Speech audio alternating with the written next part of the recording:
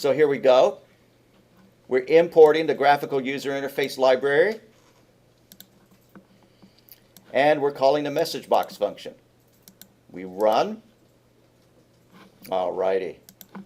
Make it say show error.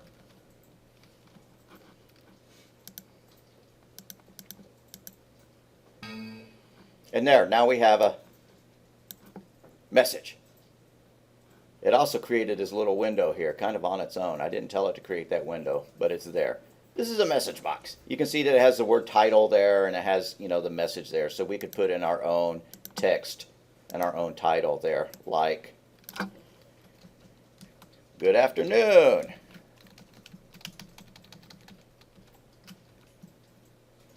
In fact, it's great.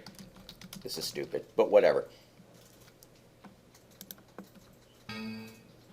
And so it says, good afternoon. In fact, it's great. Now, usually, really, what people read is the stuff in white and not the title. So if you have some important information to convey, you're going to put it in the white and not the title. Often in the title, it just says, error or data input error or something like that. So that's our message box. We don't really need that. I'm going to wind up commenting it out. If we could get that to pop up without popping up that little window, that'd be a nice way to communicate information, even in a text program. If it's, you type in data, the program can't run. It'd be nice if it popped up, an error saying that the program was quitting, a big box like that. We're getting the good afternoon in the parentheses. I'm getting rid of the whole thing, but what I did is I changed the title of the message box to good afternoon, and then I changed the text of the message box to, in fact, it's great. Okay, I know that I need to have a function that's going to handle the button that I'm going to add here.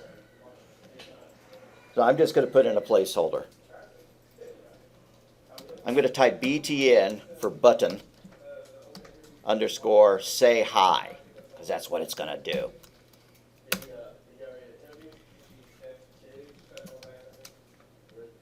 Copy that message box.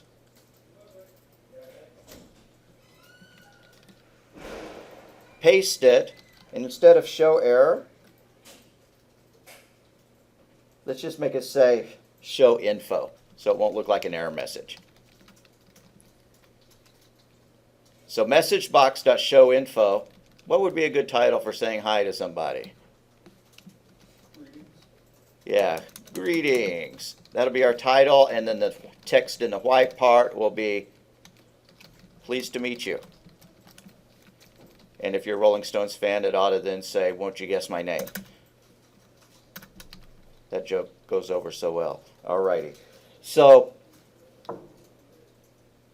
let's just call that to make sure it works. We're going to probably delete this real soon.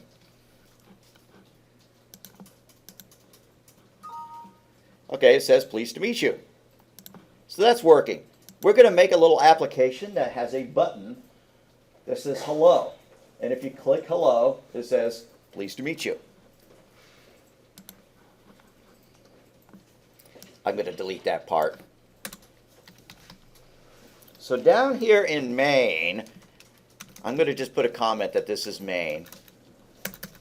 In other programming languages, you have to define a main entry point. Like in Java, it's called a main method.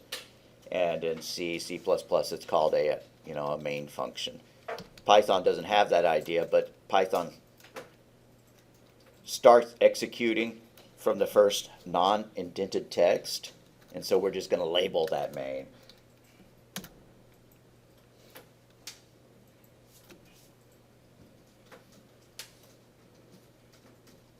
Alrighty, so let's put some what are known as debug messages in. Debug messages are print statements that you will probably remove later.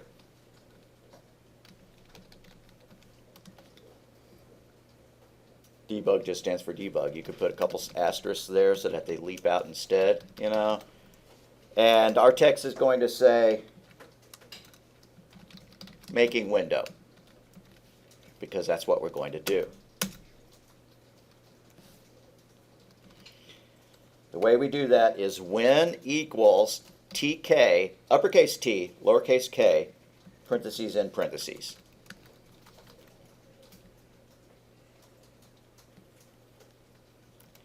Now let's add another debug. Print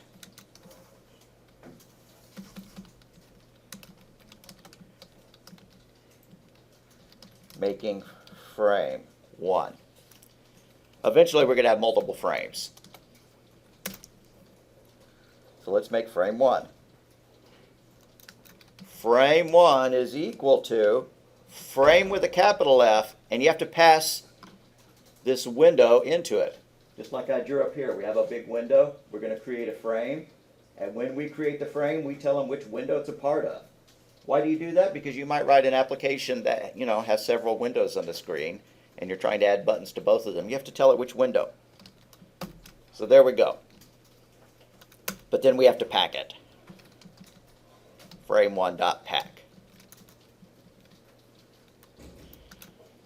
Every time you add a widget to a frame, you have to pack that. Every time you create a frame and put it on a window, you have to pack that. Let's see if this does anything. All right, here's what it did. Not much, huh? But that's just because all we've done is actually create the window. Notice that the window has a title of TK. I'm pretty sure that if we put some text here, or a label parameter, then we could give our application a better title than TK, but who cares? Let's create a button. Let's put a print message saying what we're doing.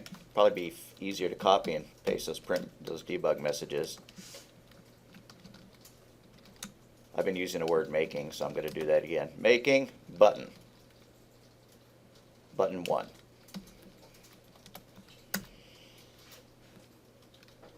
So B1, which stands for button 1, saves us some typing, is equal to button with a capital B. And now we have to put some things in here. Between the parentheses, we have to tell it which frame it's a part of, what the button is supposed to say. I'll tell you what, let's leave all that alone and just see what happens if that's all we do. We're going to go back and modify that, and then you have to call button1.pack. There. Don't know if you can see it, but there's a button. Obviously not a real useful button. Doesn't do anything, but it's there. Okay. We want to put some text on it.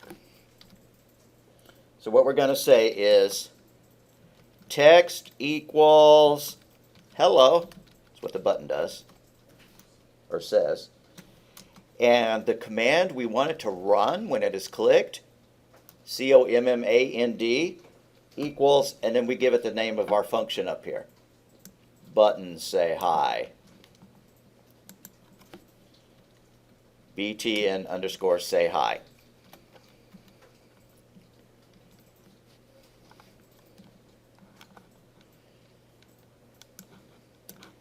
So it's getting better.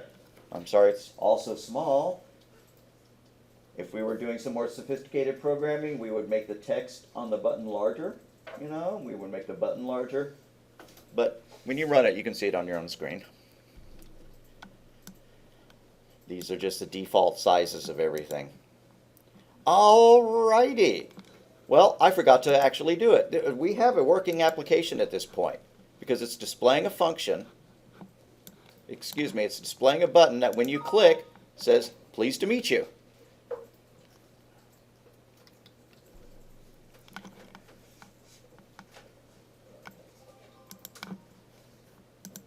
All right, now what we're going to do is make a second button that when you click it, makes a window of some kind.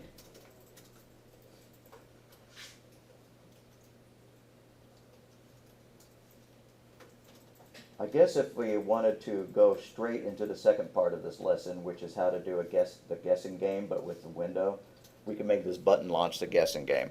But I think that that would make the code a little bit too ugly. Anyways, let's make the second button. I'm kind of tired of these debug messages, but I'm going to copy that one, paste it, and make it say making button 2. Why do you do all that? Because if you had a syntax error, although it tells you what line number it failed at, it's kind of nice, don't make that change, to be able to just come over here and look and see, oh, well, it got as far as making button 1. Yeah, you can look up the line number, but you can just go over here and go, yeah, I see how far it got. So that's one reason you add debug print statements. What you usually do is to have it print out values that are important to you. Then you can comment it out before you give it to the user, or when you're sure that it works. I need to undo that change. Okay, we're going to write another function. Well, no, let's write the button first. Def under, nope, what am I doing? B2 is equal to button. We're still, we need another frame. Let's see what happens if we create it in the same frame. Text equals, quote, make window, comma, command equals, and we're going to write a function called makeWin. We haven't written it yet, so when we click this button, it's not going to do anything. It'll crash, as a matter of fact. We may not even be able to run it. The reason we can't run it is it says makeWin is not defined. Temporarily, I'm going to remove this command. I just want to be able to run it, see what the user interface looks like with 2 buttons added to the same. Nope, I'm not seeing it. I'm going to add it to a different frame. Okay, so change it to look like this. We're changing that frame 1 right there to frame 2, but we don't have a frame 2, do we? I almost feel like deleting it all because it always gets confusing when I... All right, frame 2 is equal to frame. We have to attach it to our main window. What about the 2 parentheses per tag?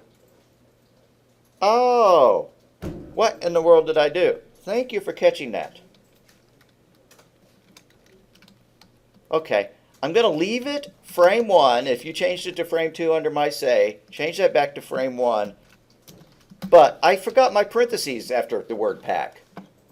And yesterday I had several students do that. You'd think that I would know. And there we go. We have 2 buttons. They don't appear side by side. They appear top to bottom. If you do something specific, you can make them appear side to side, you know, one left and one right. Okay, so I hope it's working for you so far. I'm going to take a pause, walk around to make sure that we're not getting syntax errors because, you know, it's going to get more complicated when we start working on the next app.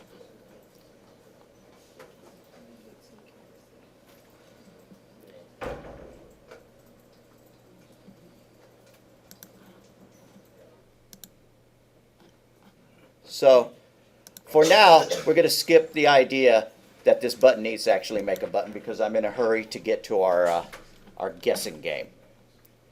So let's do a new file, do a save as, and call it, you can call it guess GUI, guess GUI. And we've written this kind of thing before, you know, where it has a secret number. And you have to try to guess it, and it tells you need to go high or low, something like that. We know we're going to need the from I, TK, I, and TER import star. But then after that, there's a concept I want to mention, which is the idea of global variables. A global variable is one that you define outside of functions, but that you change inside of functions. And I'll show you what I mean. If I do this, This isn't going to be a part of our code. Well, I guess we could make it one. Let's make our target number 50. And then we write something called check. And then the first thing we did is set target plus equals 1. And so down here we call check, and then we print out target. You might expect that to say 51, because after all, we called the check function. Check went up here and tried to increment target.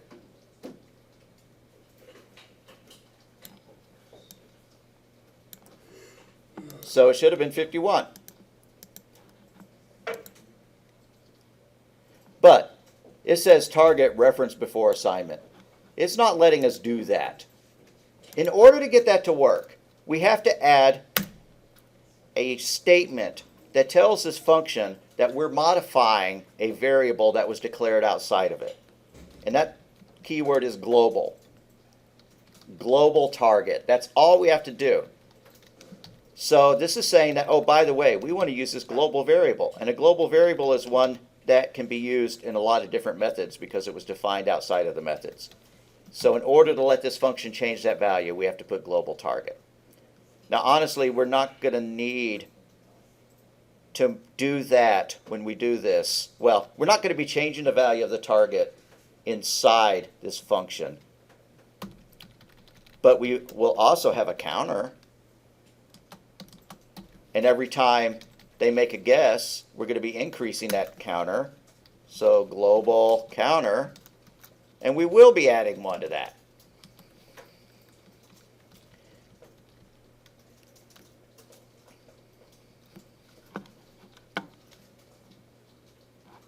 Let's make this a debug message. Debug, colon, comma. There we go. Now we run it. It says that the counter's 50, which is the target's 50. Let's put a message here that also prints out the counter. Just to make sure that it actually went to 50, it got increased by 1. It did. All right, we're going to make these debug messages a little bit more clear. Debug target equals, and then debug counter equals. All right, so if we were going to write a text-based version of this, what should we really do? We should, 50 is boring. What should we really do? How would we pick a better number than that? Yeah, we'd want to use a random library.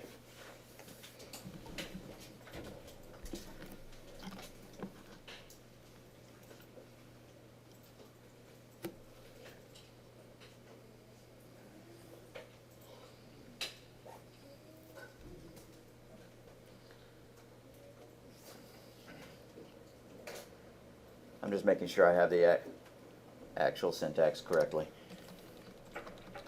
So let's do this. From random, import everything. And then instead of target is equal to 50, let's say target is equal to rand range 1, 101. That'll give us a number between 1 and 100.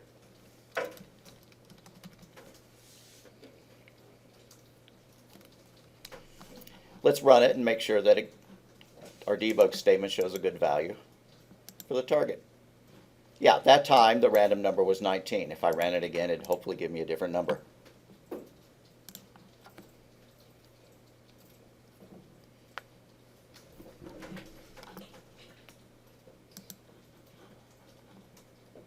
Okay, so what's the other thing you want to do?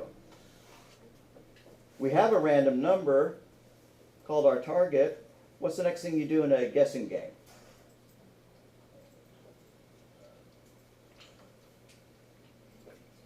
Come on, guys, we've written this program before. What do?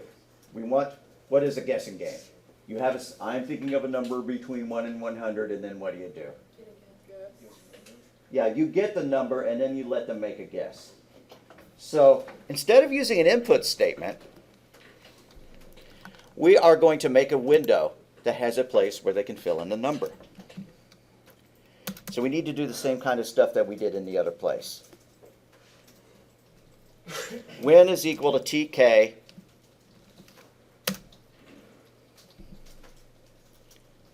uppercase T, lowercase k.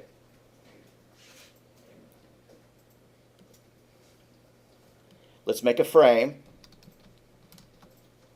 Frame 1 is equal to, actually, I think we can do all this in one frame, so I'm just going to say frame is equal to frame, passing in which window we're using. Now notice that that's a lowercase f and that's an uppercase F. Then what do you do anytime you create a frame? You pack it.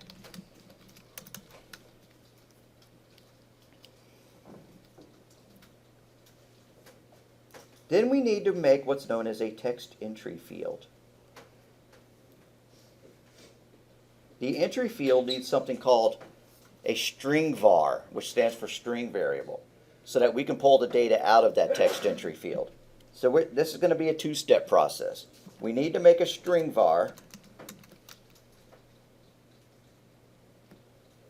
Let's just call it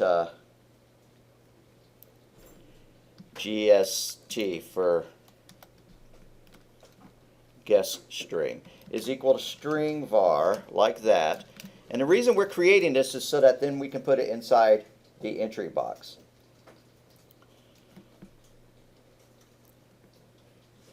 So let's do guess or G entry. The entry box for the guess is equal to entry with a capital G. Excuse me, E. There's no G in entry. We need to tell it which frame it's attached to, and we need to tell it what text variable that input field lets us change. So text variable is equal to GST. Then you got to pack that. gentry.pack. That's annoying.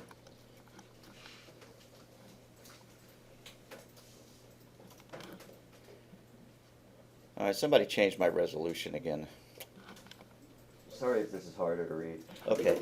Anyways, now we need to create a button so that they can press it to fill it in, to check their guess. So I'm going to call it G button for guess button is equal to button. And do you remember we have to pass three things into a button? What was that first thing?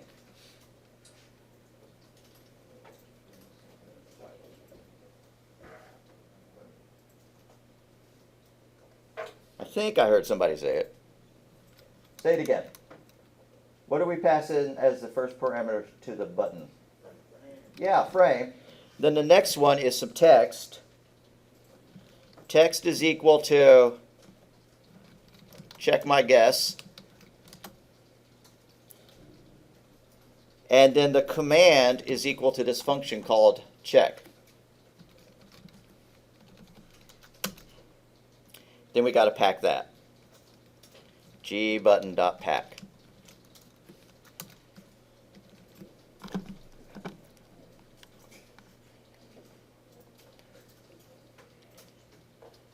And lastly, these debugs here, well, nah, we're not going to mess with that. Alrighty, if you can see it, we have a little window where you can type in a number and it says check my guess. Now it'd be nicer if it said, you know, enter your guess here. It had some text explaining it all, but, you know, in terms of raw functionality, this will work. And every time we call check my guess, it calls the check function, which right now all that does is increment the counter. We need to make it do something more than that. When you make a guess, what should you do? What are the three possible states for a guess?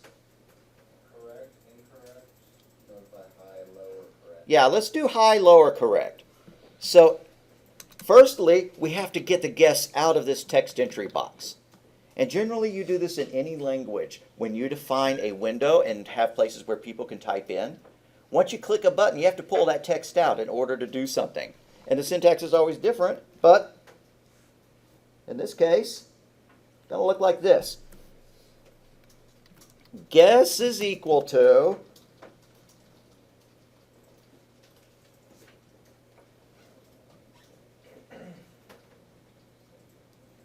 gEntry.get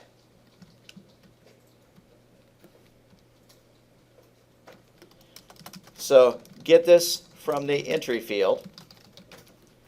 Now this looks kind of weird. In other languages this would be written slightly differently because we didn't create gEntry until down here. Why is it okay to use gEntry up here? The reason why it's okay is because it did get created before the check function was called. If gEntry.get actually changed the value of that gEntry variable, we would have to make it global as well. But it doesn't. It just pulls some text from it. And guess what? This function returns a string. We want it to be an integer. How are we going to fix that? Same way we always do it.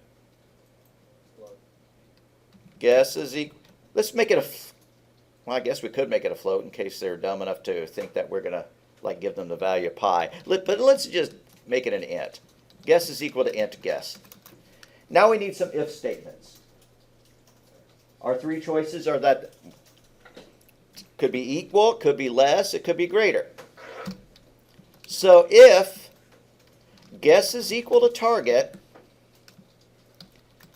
then our message is going to say, hooray, you got it in. This is going to look a little bit weird. We haven't been using the string function much. What the string function does is it takes an integer or a float and converts it to a string so that we could add it into our string.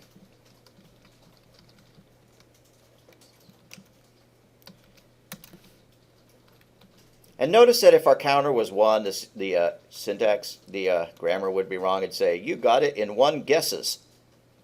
You see that in programs. You can fix that with an extra if, but we're not going to do that. All right, elif guess is less than target. Well, if our guess was less than the target, we want them to go higher. Message is equal to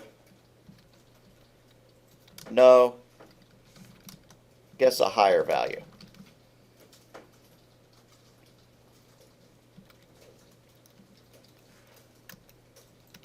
Else, that means that the guess is lower. Message is equal to no, guess a lower value.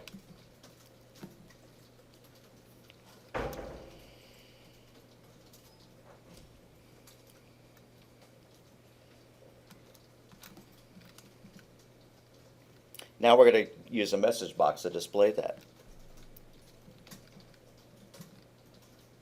Message box dot show info. We need a title.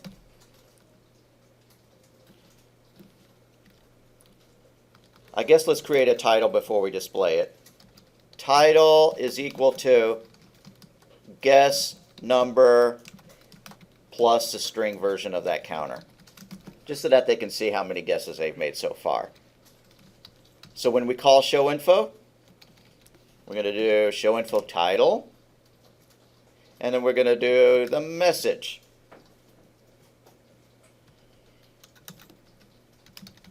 Now, this is kind of dumb because this game doesn't quit once you get the right answer. You can keep clicking. We're not going to worry about that.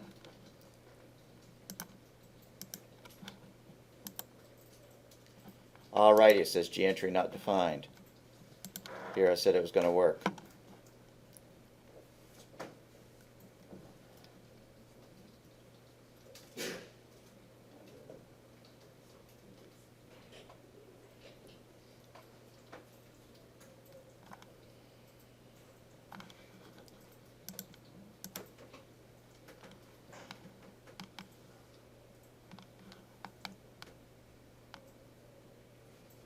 Alrighty.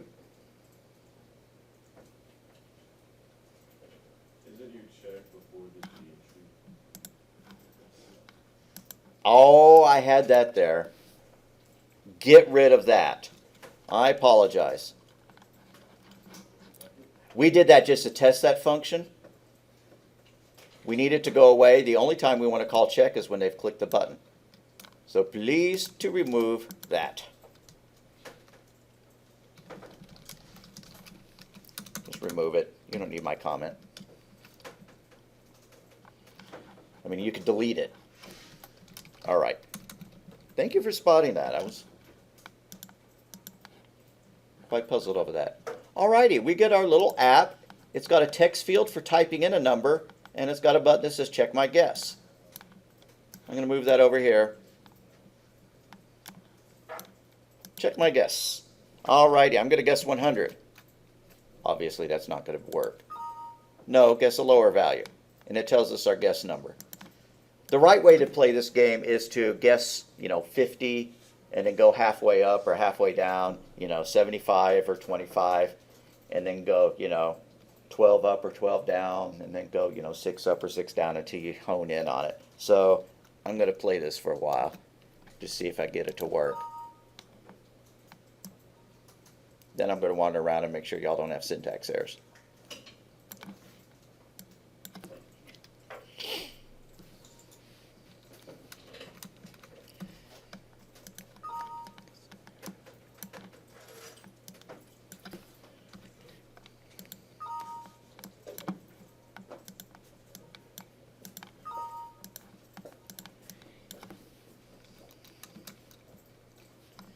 Alrighty.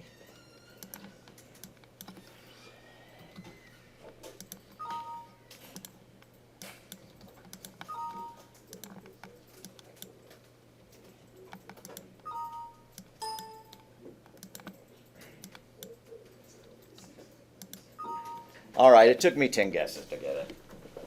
It shouldn't have taken me that many, but I wasn't concentrating real hard on it. You walk around and help you all with syntax errors. I'll be right there. It's confusing me.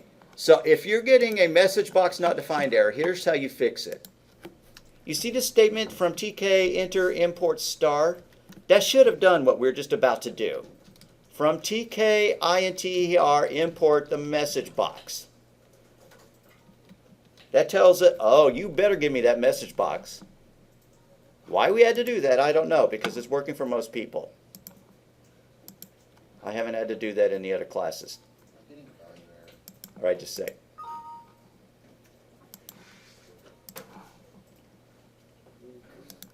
All right, guys, I don't think we're going to do anything else with this, but I want you to think what would make it a better game, or a better application. That's a better term for it. Because really it's kind of annoying, right? You have to click on this field in order to enter a number. You got to click the button. All righty. General ideas. What could make this a better application? What would make it more fun to use? Particular customer who paid $1,000 for this. Yeah, it's a lot of money. No, I'm kidding. Being able to enter would be nice. Yeah. Being able to hit enter in order to make your guess. That would be one good thing. Not have to make it okay every time you've got an answer wrong. Right. Right. So what would make it a better game, in my opinion, is that there was a kind of a message field down here. And you could type something in, hit enter, and when you did, it would then display you won, or too low or too high. Maybe it showed what you previously entered, so you wouldn't enter it again. Yeah, we could have a scrolling box of all printing out each message. Excuse me. Yeah, each guess and saying whether it was too low or too high. So we could have a scrolling box. We could have a message saying, that you won or not. If you do win, we could pop up a yes/no thing. Do you want to play again? And then if you did, it would reset the number of the counters and the number of the guesses. We might work on that on Monday, and I think we ought to re-hit the idea of the rainfall type program in parallel arrays. We're going to need another assignment on that. And have we done writing to a file or reading from a file yet? No? Okay. So those are kind of the things that we need to do next week. We'll make some improvements to this game in order to make it do those ideas. We'll work on the idea of parallel arrays in the rainfall program. We'll have another assignment based on that. And then we'll hit the idea of reading from files or writing to files. So let's make a Dropbox for this. Call this turkey done.